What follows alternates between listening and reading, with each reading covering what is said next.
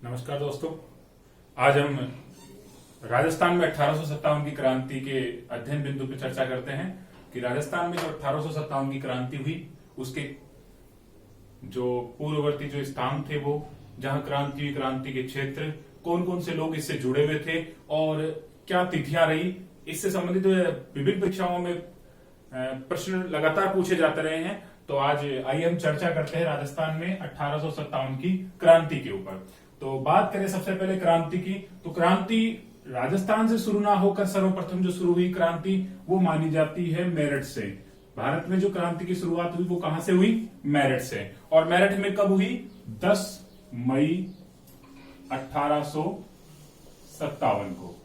मेरठ में जो क्रांति हुई 10 मई 1857 को होनी थी 31 मई को, किंतु उससे पूर्व ही 10 मई को क्रांति की शुरुआत हो जाती है। और कहां से? मेरठ में। इसकी सूचना राजस्थान में पहुंचने में समय लगता है और राजस्थान में पहुंचने के बाद यहां पर विभिन्न स्थानों पर क्रांति होती है। तो वो हम आगे पढ़ते हैं। उससे पहले हम देखते हैं उस समय भारत की, राजस्थान की परिस्थितियां क्या रही, किन परिस्थितियों में ये क्रांति प्रारंभ होती है। तो जब राजस्थान की क्रांति प्रारंभ हुई उस समय संपूर्ण भारत में और राजस्थान के कुछ हिस्सों में अंग्रेजी शासन था और यहां के राजाओं के साथ सहायक संधि प्रथा की गई, सहायक संधियां की गई थी। क्या की गई थी? सहायक संधियां। सहायक संधि 1817 से 18 ईस्वी में, 17-18 में सहायक संधियों की प्रथा की शुरुआत हुई। सहायक संधि प्रथा क्या थी? एक इस तरह से मान सकते हैं कि जो गवर्नर जनरल था उन्होंने सोचा कि राजस्थान के या जो देसी राज्य हैं उनको क्यों ना अपना मित्र बनाया जाए, क्योंकि आवश्यकता पड़ने पर उनकी सहायता ली जा सकती थी और आपसी जो लड़ाई छोटी मोटी होती थी उससे भी बचा जा सकता था। इसलिए ये सहायक संधि प्रथा की गई। अब सहायक संधि प्रथा में क्या खास बातें थी? 2-3 खास बातें। नंबर 1, सहायक संधि स्वीकार करने वाले राज्य को क्या करना पड़ता था? अपने यहां पर एक पॉलिटिकल एजेंट रखना था, पीए, पॉलिटिकल एजेंट। जो किसका एजेंट होता था? एजीजी का, एजेंट टू गवर्नर जनरल का एक एजेंट होता था जो संबंधित राज्य में रहता था। तो एक तो पीए होता था। नंबर 2, उस राज्य को अपने यहां एक सेना रखनी पड़ती थी। संबंधित राज्य को अपने यहां पर एक सेना रखनी पड़ती थी। सेना का जो उस राज्य की शासन व्यवस्था में, या एक तरह से कहें वास्तव में तो वो उस पे राजा पे कंट्रोल करने का काम था, किंतु नाम था कि वो सेना राज्य के खर्च पे रहेगी। इसके अलावा एक सामान्य सी बात और थी, वो थी कि आवश्यकता पड़ने पर राजा को, जो संबंधित शासक होता था, आवश्यकता पड़ने पर अपनी सेना या जो उसके पास सामंतों की सेना होती थी वो भेजनी पड़ती थी अंग्रेजों की सहायतार्थ। ये इस मोटी मोटी बातें हैं जो इस सहायक संधि प्रथा में रखी गई थी। 17-18 में जो सहायक संधि प्रथा की गई, सबसे पहले स्वीकार करने वाला था वो था करौली राज्य। करौली ने सर्वप्रथम 1817 में सहायक संधि प्रथा स्वीकार की और 1817 में ही सहायक संधि प्रथा स्वीकार की कोटा ने। तो 2 राज्य हो गए, करौली और कोटा, और ये बाद में चलती रही लगातार आगे तक। हर प्रत्येक राज्य के साथ साथ अलग अलग पृथक संधियां की गई, किंतु सबसे पहले की गई करौली और कोटा के साथ में। इसके बाद जो सबसे अंत में सहायक संधि की गई वो थी सिरोही के साथ में। किसके साथ में की गई? सिरोही, जो की गई 1823 में। 1823 तक ये संधियां की गई। अब इन संधियों के तहत आपस में एक दूसरे की सहायता का वचन दिया गया था। यहां पर क्रांति की जब शुरुआत होती है राजस्थान में, भारत में शुरुआत जब हुई उसके बाद सूचना पहुंचती है राजस्थान में, तो उस समय कुछ प्रश्न ज्यादातर पूछे जाते हैं कि उस समय कौन कौन प्रमुख अधिकारी थे, उनके बारे में बात करते हैं। तो सबसे पहले हम बात करते हैं उस समय अंग्रेजों का प्रधानमंत्री, जो इंग्लैंड में हुआ करता था, क्योंकि वो भी इससे जुड़ा हुआ था। वहां भी कई बार प्रश्न पूछे जाते हैं। तो एक बार इसकी परीक्षा में प्रश्न पूछा गया था कि 1857 की क्रांति के समय इंग्लैंड का प्रधानमंत्री कौन था? तो ध्यान रखना, इंग्लैंड का प्रधानमंत्री था पामर्स्टन। क्या नाम है? पामर्स्टन, जो इंग्लैंड का प्रधानमंत्री था। इसके बाद भारत में था गवर्नर जनरल। भारत में कौन था? गवर्नर जनरल, और वो कौन था? Lord Canning. गवर्नर जनरल कौन था? Lord Canning. ठीक है। इसके बाद हम आगे बढ़ते हैं। गवर्नर जनरल के बाद अगर राजस्थान की बात करें, राजस्थान में गवर्नर जनरल के एजीजी हुआ करते थे, एजेंट टू गवर्नर जनरल। वो प्रत्येक राज्य में एक होता था। तो राजस्थान में जो उस समय एजीजी था वो था जॉर्ज पैट्रिक लॉरेंस। कौन था? George Patrick Lawrence. ये राजस्थान में इसका एजीजी था, किसका? गवर्नर जनरल का। गवर्नर जनरल कैनिंग, और कैनिंग का जो एजीजी था वो था जॉर्ज पैट्रिक लॉरेंस। इस जॉर्ज पैट्रिक लॉरेंस ने प्रत्येक राज्य में अपने पीए छोड़ रखे थे। पीए मतलब पॉलिटिकल एजेंट। अब इससे पहले देखते हैं कि राजस्थान में इनका केंद्र क्या था। तो राजस्थान में इनके केंद्र की बात करें तो अजमेर, अंग्रेजों का मुख्य केंद्र कौन सा था? अजमेर। अजमेर जो राजस्थान के मध्य में है, और मध्य में स्थित होने के कारण इन्होंने अपना केंद्र अजमेर को बनाया। देखते हैं एक मैप के जरिए, हम देखते हैं कि राजस्थान में इनका प्रमुख स्थान कहां था।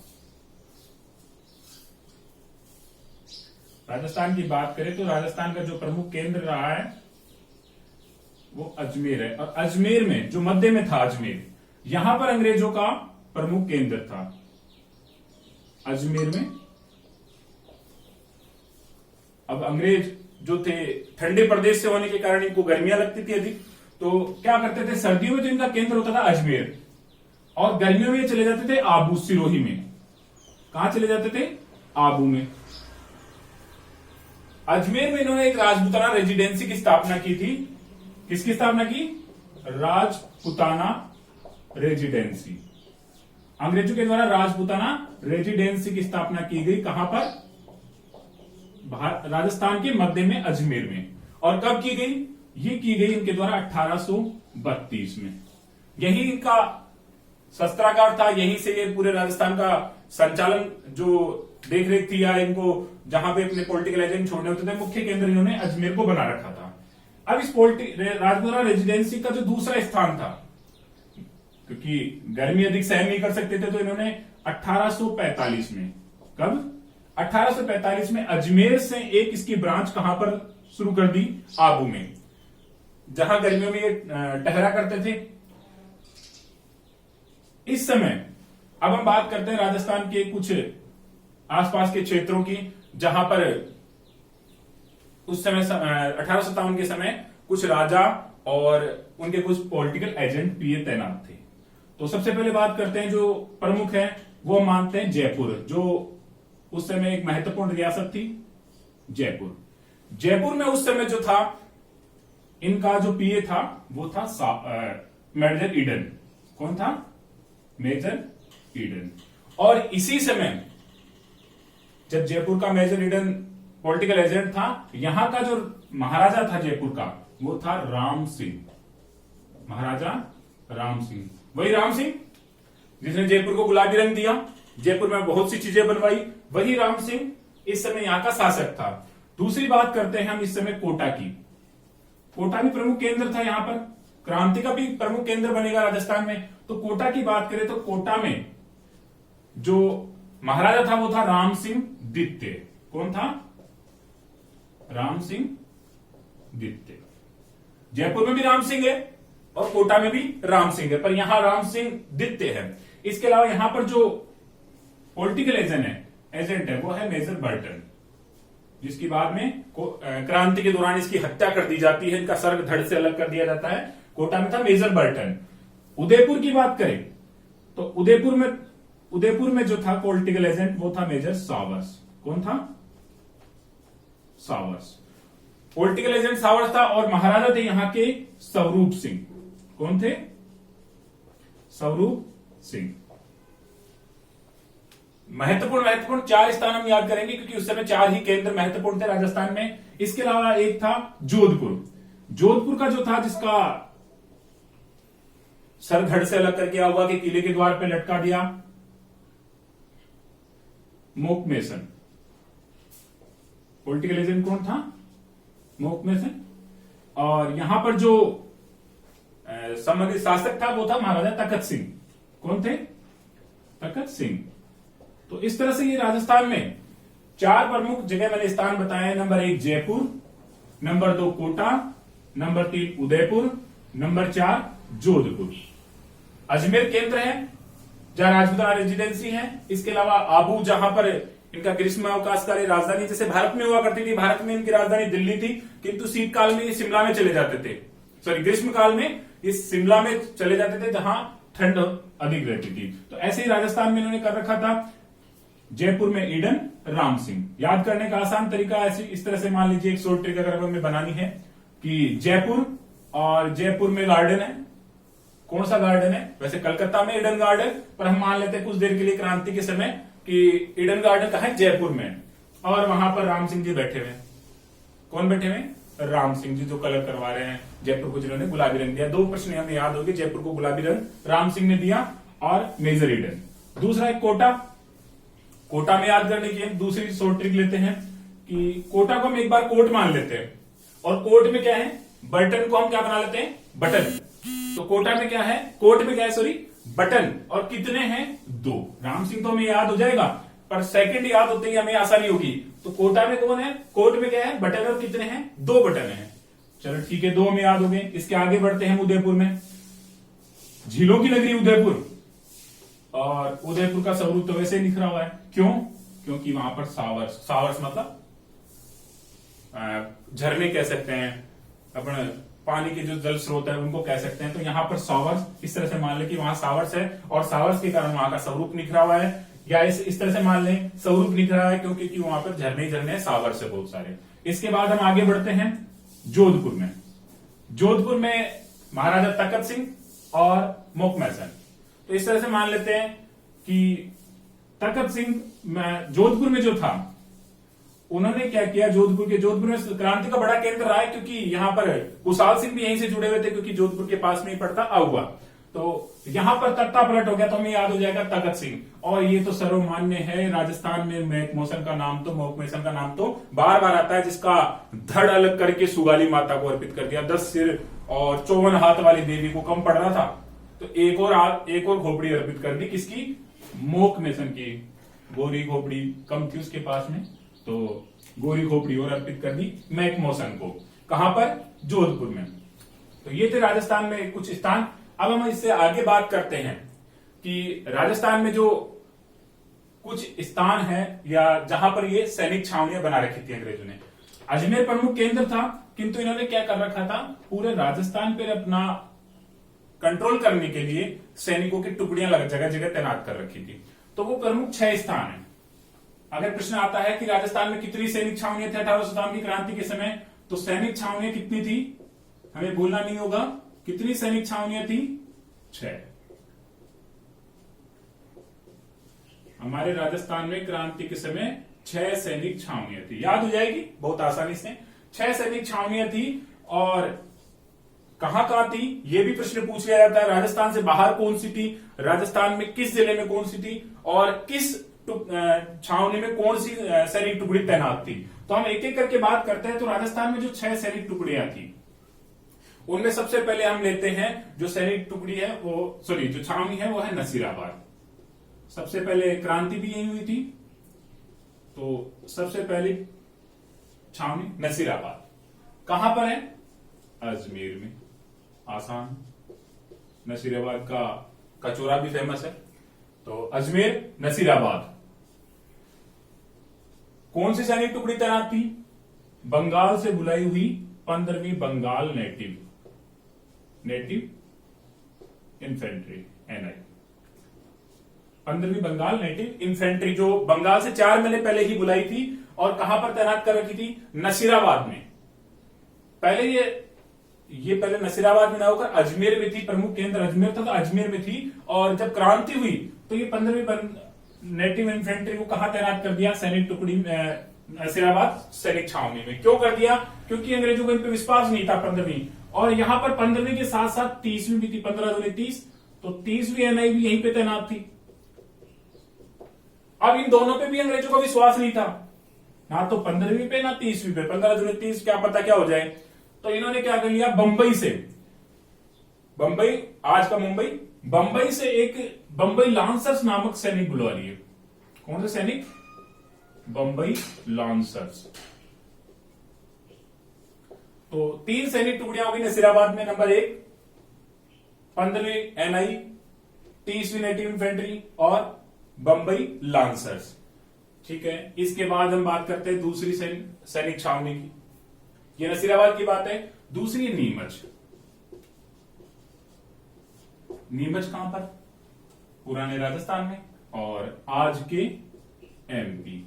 एमपी बोले तो मैट्रिक पास नहीं, यहां पर हम कहेंगे एमपी मतलब मध्य प्रदेश। और मध्य प्रदेश का ये वाला स्थान जो चित्तौड़ के नजदीक है, नीमच, वहां ये सैनिक छावनी वर्तमान में है और उस समय ये राजपूताना के अंतर्गत आता था। तो नीमच में दूसरी सैनिक छावनी बनी हुई थी और यहां पर जो सैनिकों की टुकड़ी थी वो थी कोटा कंटीजेंट। कौन सी थी? कोटा कंटीजेंट। जो कोटा की सैनिक टुकड़ी थी वही वो यहां पर तैनात कर रखी थी। इसके बाद हम याद करते हैं अगली सैनिक जो छावनी थी वो है, हम याद करते हैं देवली। देवली, देवली कहां पड़ता है? टोंक में। और टोंक जिले में जो सैनिक छावनी थी वहां भी ध्यान रखना कोटा कंटीजेंट ही तैनात थी। वहां पर दूसरी टुकड़ी थी, कोटा कंटीजेंट की दूसरी टुकड़ी भी कहां तैनात थी? देवली में, जो टोंक जिले में पड़ता है। इसके बाद जो चौथी सैनिक छावनी थी वो थी ब्यावर। कौन सी थी? ब्यावर। ब्यावर कहां आता है? अजमेर में।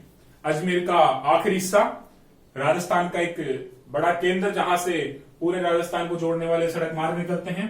तो अजमेर में, ब्यावर अजमेर में यहां पर जो सैनिक टुकड़ी थी, अजमेर में जो सैनिक टुकड़ी थी वो थी मेर रेजिमेंट। कौन सी थी? मेर रेजिमेंट। 4 सैनिक छावनियां हो चुकी है हमारी। नंबर 1 नसीराबाद, दूसरी नीमच, तीसरी देवली, चौथी ब्यावर और जो 5वीं हमारी सैनिक टुकड़ी है वो है खेरवाड़ा। खेरवाड़ा उदयपुर में है। खेरवाड़ा कहां पर है? उदयपुर में। तो हमारी जो 5वीं सैनिक छावनी है वो कहां पर है? खेरवाड़ा और उदयपुर में। और उदयपुर में भील वैसे ही होते हैं तो हमें आसानी से याद होगा। तो मेवाड़ भील कोर यहां पर तैनात थी। कौन सी थी? भील कोर। मेवाड़ भील कोर पूरा नाम है। भील कोर जो सैनिकों की टुकड़ी थी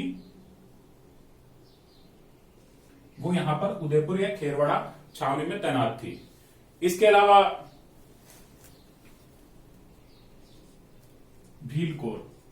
इसके बाद जो हम बात करते हैं छठी सैनिक छावनी की, वो थी हमारी एरिनपुरा। कौन सी थी? एरिनपुरा, वर्तमान पाली जिले में। और पहले पाली जोधपुर राज्य के अंतर्गत आता था, मारवाड़ जोधपुर के। तो वर्तमान जो है वो पाली जिले में, एरिनपुरा। और एरिनपुरा में जो सैनिक छावनी तैनात थी वो थी जोधपुर लीजियन। कौन सी थी? जोधपुर लीजियन, पास में पड़ता था तो यहां से जोधपुर लीजियन की टुकड़ी तैनात थी। इस तरह से हमारे राजस्थान में ये नंबर 1 नसीराबाद अजमेर में, 15वीं 30वीं बंबई लांसर्स, नीमच में कोटा कंटीजेंट, देवली टोंक में कोटा कंटीजेंट, ब्यावर अजमेर में मेर रेजिमेंट, उदयपुर खेरवाड़ा में मेवाड़ भील कोर, एरिनपुरा पाली में जोधपुर लीजियन। अब हम कई बार क्या होता है, कंफ्यूजन होता है, यहां पर हमारे कोटा भी नाम आ जाता है क्योंकि कोटा क्रांति का केंद्र था। तो समस्या ये होती है कि हम कोटा को कई बार ऐसा कंफ्यूजन की स्थिति में ये सोच लेते हैं कि क्या ये भी एक सैनिक छावनी थी। नहीं, कोटा में सैनिक छावनी बिल्कुल भी नहीं थी। और बड़ी बात, कोटा से एक प्रश्न महत्वपूर्ण बनता है, वो ये बनता है कि कोटा में जो था पूरे राजस्थान में क्रांति की वो सैनिक टुकड़ियों ने की या वहां के सैनिकों ने की। किंतु कोटा में जो विद्रोह हुआ वो जन विद्रोह था। प्रश्न आ जाए अगर कहीं पर कि राजस्थान में निम्न में से किस छावनी में जन विद्रोह हुआ था या किस स्थान पर जन विद्रोह हुआ था, छावनी नहीं, किस स्थान पर जन विद्रोह हुआ, अगर नाम दे आउवा या एरिनपुरा, अजमेर, कुछ भी नाम दे, वहां पर हमारा आंसर सही होगा कोटा। क्योंकि कोटा में जो था वहां सैनिकों ने विद्रोह ना करके वहां की जनता ने जयदयाल और मेहराब खां के नेतृत्व में क्रांति की थी, जिसको हम आगे विस्तार से एक एक करके राजस्थान की क्रांति के स्थान पढ़ेंगे। अब इनको याद करने का कई बार समस्या होती है, तो हमें याद करने में भी एक शॉर्ट ट्रिक काम में लेते हैं। हम इसको इस तरह से बना लेते हैं, देव और देव के बाद ब्याव, इसका ले लेते हैं नी यानी नहीं।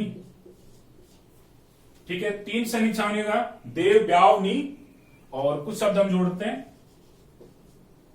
करेगा तो खैरनी,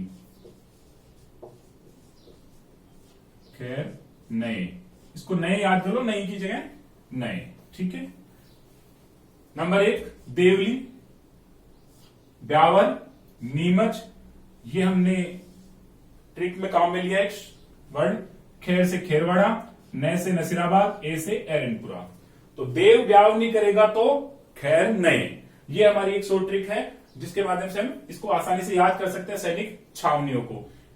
बाद में इनमें नसीराबाद में अजमेर में आता है, नीमच एमपी कोटा कंटीजेंट, देवली में कोटा कंटीजेंट, ब्यावर अजमेर में मेयर रेजिमेंट, और खेरवाड़ा उदयपुर में याद हो जाएगा भील ज्यादा है, एरनपुरा पाली जोधपुर लीजियन। तो ये थी हमारी क्रांति का एक सामान्य परिचय। आगे के अब जो हम क्लास लेंगे, आगे की कक्षा में हम देखेंगे कि राजस्थान में क्रांति के जो प्रमुख केंद्र है, यानी जो क्रांति जहां जहां भड़की, जैसे आउवा है, नसीराबाद से शुरुआत होती है, नीमच तक पहुंचती है, इसके अलावा खेरवाड़ा में भी, तो उन स्थानों के बारे में एक विस्तार से हम चर्चा करेंगे। धन्यवाद।